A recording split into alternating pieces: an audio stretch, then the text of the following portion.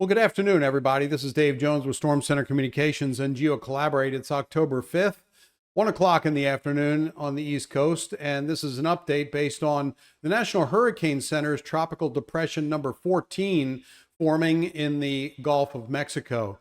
We've been talking about this for a couple of days, whether or not it would be a tropical system developing or whether it would be just a broad area of low pressure that would bring lots of rain into Florida. But the models are coming together. We call it convergence on some solutions. Not all agree on everything, but the National Hurricane Center is also on top of it. Of course, that's what they do 24/7. And they have determined that the system that is starting to get its act together there in the Gulf of Mexico, you can see that area of cloudiness to the west in the western part of the Gulf, is indeed a tropical depression. It is starting to show some banding features, and we do have to watch this very, very closely. I'm not going to mention the other storms out there in the Atlantic. I want to focus directly on this system because it could have a major impact to Florida's west coast around the Tampa Bay area, anywhere from maybe Crystal River south to Tampa Bay and south to Naples. So all eyes should be on this storm. And for the All Hazards Consortium and the sensitive information sharing environment, we need to start thinking about pre-staging of utility vehicles, where they can stage and when they can get in there to start restoring power, because this does look like a serious storm developing. Let's take a look at the satellite picture. I'll bring it full screen for you here so you can see what's going on. I'll point out a couple of things. This is the area in the western Gulf of Mexico that we're watching develop. You can see almost all the way out here some banding features in the clouds. This is just some outer cloud area, not directly associated with the depression. But one other thing I want to point out here is look at this stream of clouds here that's streaming right out over the Outer Banks of North Carolina. That's the jet stream, and that is some strong shear. And this is going to be a major player as a trough of low pressure comes down into Texas and keeps the storm from turning to the north. This is almost like a wall in the atmosphere. You can see it that is really going to not allow the storm to turn to the north. So for the recovery efforts throughout Georgia and western South Carolina and western North Carolina, the weather will be nice over the next several days, allowing for more rapid recovery operations there in the devastated area from Hurricane Helene. So this is the area that we're looking at. As a matter of fact, I went into rapid scan mode and picked the GOES satellite sector here that's showing this is imagery every 1 minute. And this is sort of like the dense overcast, but you can see some banding here and even up towards the north. Look at all those thunderstorms. Those thunderstorms are really piling up to the north of what would be the center. Hurricane Hunter aircraft will be tasked to go out there shortly to fly into this. But it is already showing signs of a cluster of storms with banding features. So by the end of the day today or early tomorrow, we may be dealing with Tropical Storm Milton. Milton is the next storm name in the list of names for 2024. And so what I want to do now is to show you GeoCollaborate. Well, before I go to GeoCollaborate, let me just pull up the radar data out of Texas, out of Brownsville, Texas, and show you what that looks like. Here's the radar, and this is Brownsville, Texas, right here. And you can see some concentrated thunderstorms to the south, and these are the banding features that we can see on radar, and even some that are, coming in bands from the east, moving to the west-southwest, so giving Brownsville some storms and some heavy rain. So we can see from land-based radar that there is indeed a system getting its act together. And we're going to be keeping a close eye on it as time goes on. The other thing that I wanted to show you is the sea surface temperatures. So I'm going to switch over here full screen to GeoCollaborate and show you what's going on. These sea surface temperatures are very, very warm. The first thing I want to show is the radar data. This is what we looked at in the local Brownsville radar here just south of Texas. That's what we're able to see on the land-based radar. And you can see just general, there's some storminess around the entire Gulf of Mexico while this thing gets its act together. This is the center of the storm as of this morning at 11 o'clock, and it is forecast tonight to be a tropical storm. So we may be dealing with Milton by the end of the day today. And then it sort of takes an easterly turn as a tropical storm, but then is forecast late Sunday, late tomorrow, to become a hurricane and undergo rapid intensification as it speeds up, headed towards the east-northeast. Now, the exact track shouldn't be the focus right now. The cone indicates the probability that the center of the storm will pass within this cone. About 66% of the time, the storm will pass here. Now, we have higher confidence in this because of that jet stream that I showed you to the north that's going to keep it from turning to the north. But what this means is that the folks in the Tampa Bay area, St. Petersburg, Clearwater, even Homosassa Springs, down towards Port Charlotte, Punta Gorda, towards Fort Myers and Naples, you should start taking action in what you are going to do with this storm. I know there are a lot of places that have already received a lot of damage from the storm surge from Helene that passed in this direction about 100 miles offshore. And you saw how much damage, record storm surges existed. This storm has the potential of exceeding those record storm surges with a perpendicular landfall into the Tampa Bay area.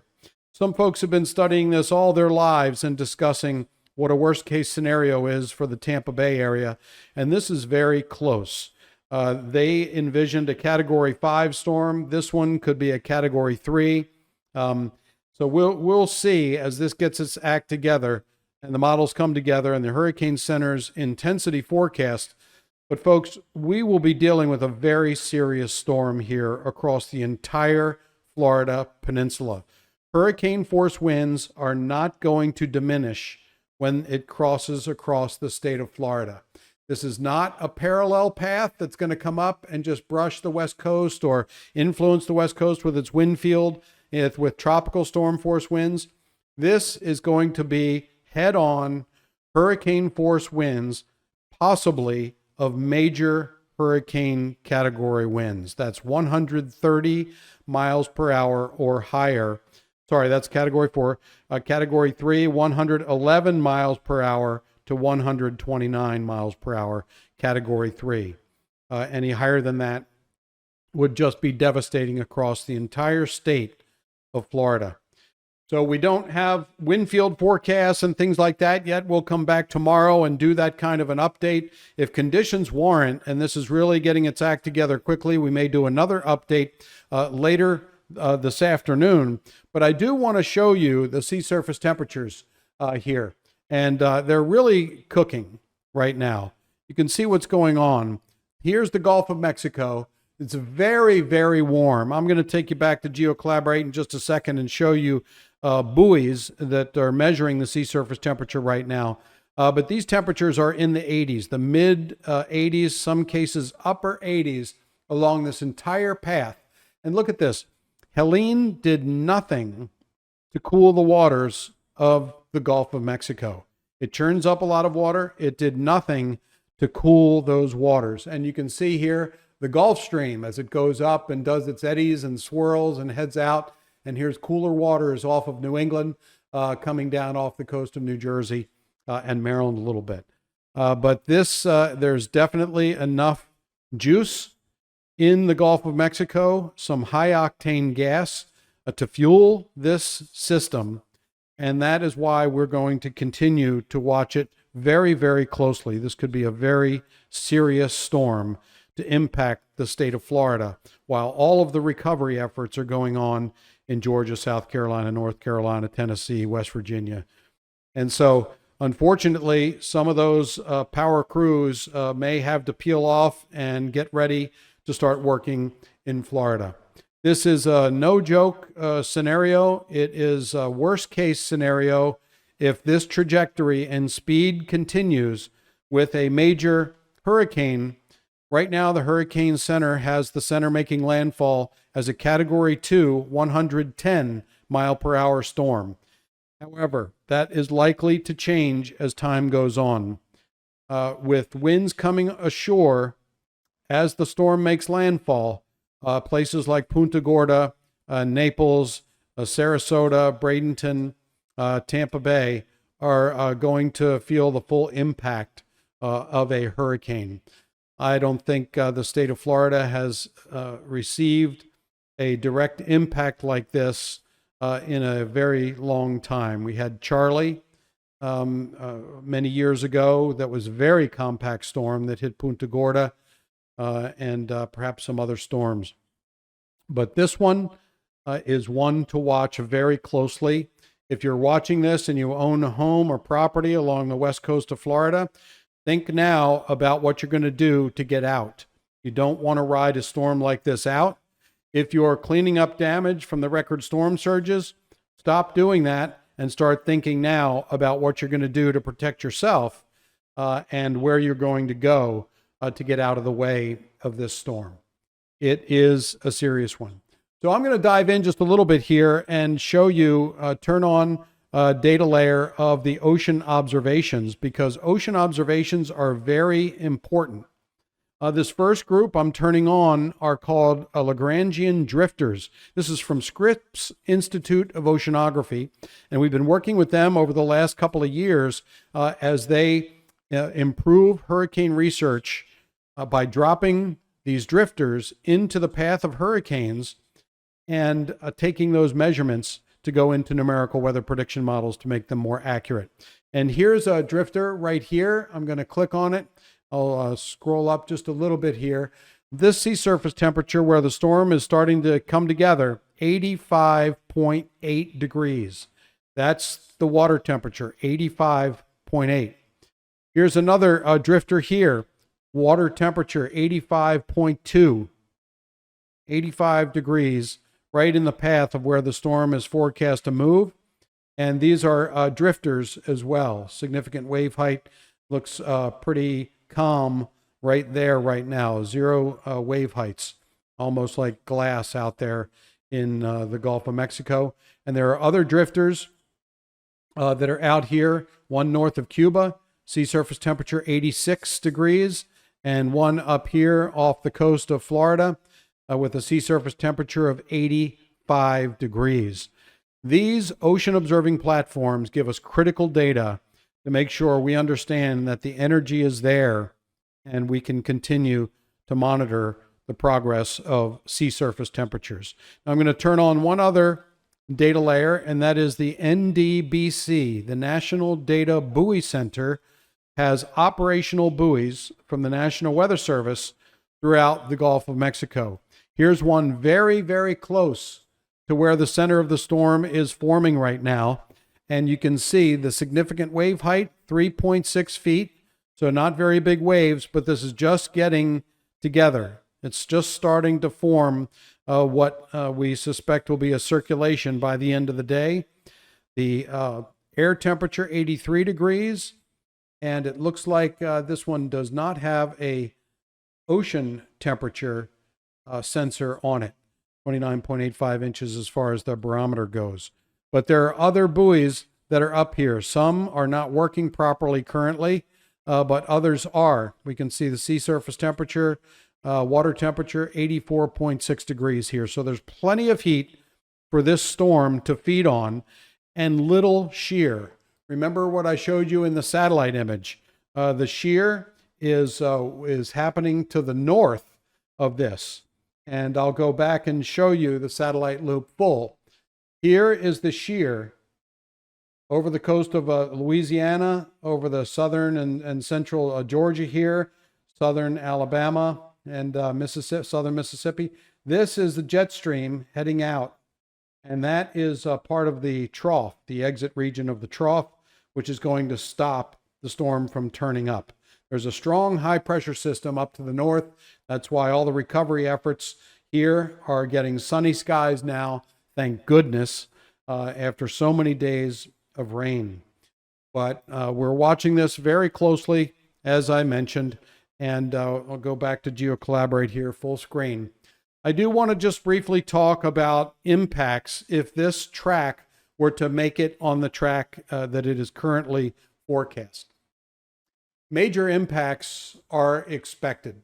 If there's a Category 3 storm coming towards Tampa, the Tampa region, and making landfall as a Category 3 hurricane, even a strong Category 2 hurricane, it doesn't need much in the way of wind speed to drive a lot of water in a perpendicular landing hurricane. We'll have storm surge that will be off the record books, rainfall rates of 4 inches of rain per hour. Rainfall is going to increase across Florida over the next 24 hours. So tomorrow afternoon through Wednesday, rain is going to increase, and there could be anywhere from 10 to 15 inches of rain in parts of Florida. And the winds, of course, in a hurricane are going to be very strong. So think about anybody watching this video throughout Florida of putting all of your furniture and things like that inside so it doesn't blow away. Yes, it's Saturday. We're talking about a potential landfall Wednesday, late Tuesday night, or maybe late Wednesday. We need to bring it together and understand once the storm forms about its speed and movement and direction. But start thinking about these things, because as the storm gets closer and starts to rapidly intensify, you're not going to want to worry about that stuff. You're going to want to worry about getting to safe places of safety or any shelters if they should open. And believe me, there's a lot of people in Florida right now thinking about shelters and what they will do if this scenario comes together. Now, I do want to go back quickly to GeoCollaborate full screen, and I'm going to turn off these ocean observations because I want to show you a couple of other things. I'll turn that off and that off. I've turned on the excessive rainfall outlook for Florida, and this is what it looks like. There is a high chance that there is going to be excessive rain. Right now, it's at least 5%, but we're talking about 4 days from now or 3 days from now of that heavy rain, and at least a 15% chance of excessive rainfall from Tampa and Clearwater all the way south to Cape Coral, down towards Naples and towards the center part of Florida and on the East Coast. So there's going to be a lot of rain that could be falling over the next several days. And remember, yesterday I showed what I called the QPF, the quantitative precipitation forecast. And so I'm going to turn off this WPC forecast of excessive rain, and I'm going to turn on the day 1 through 7 QPF forecast. Okay, and I'm going to change the transparency here so we can see actually through and see where the state is.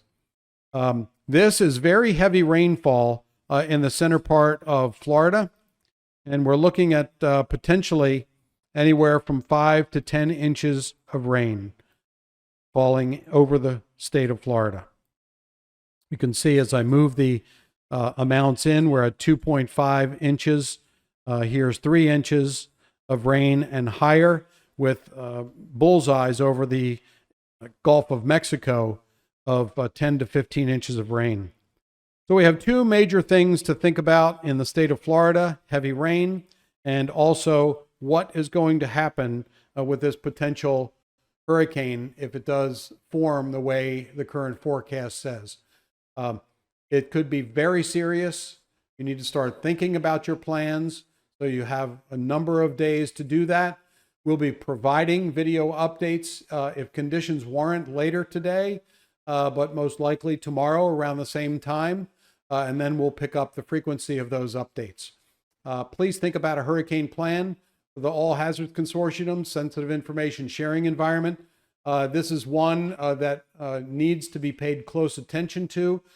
for the staging of mutual assistance vehicles. Right now, this is the time to do it. There are so many responding utilities in the area responding to the path of Hurricane Helene that we're going to have to turn some attention to Florida and make sure there's enough crews to handle across the entire state of Florida power outages. So I'm Dave Jones with StormCenter Communications and GeoCollaborate. This has been a tropical update for the SISE and the All Hazards Consortium. We'll be uploading this to the SISE portal, and we'll be increasing the frequency of our updates. Last thing I want to mention is these storms out in the Atlantic Ocean. They are producing rip currents, a lot of them, up and down the East Coast. If you're headed to any of the beaches up and down the East Coast, these storms in the Atlantic, those waves are now reaching the East Coast. So it may look like a fun time, but there's going to be strong rip currents because of these intense hurricanes out in the Atlantic Ocean. Thanks so much for watching. Please take care of yourself and take care of your neighbors.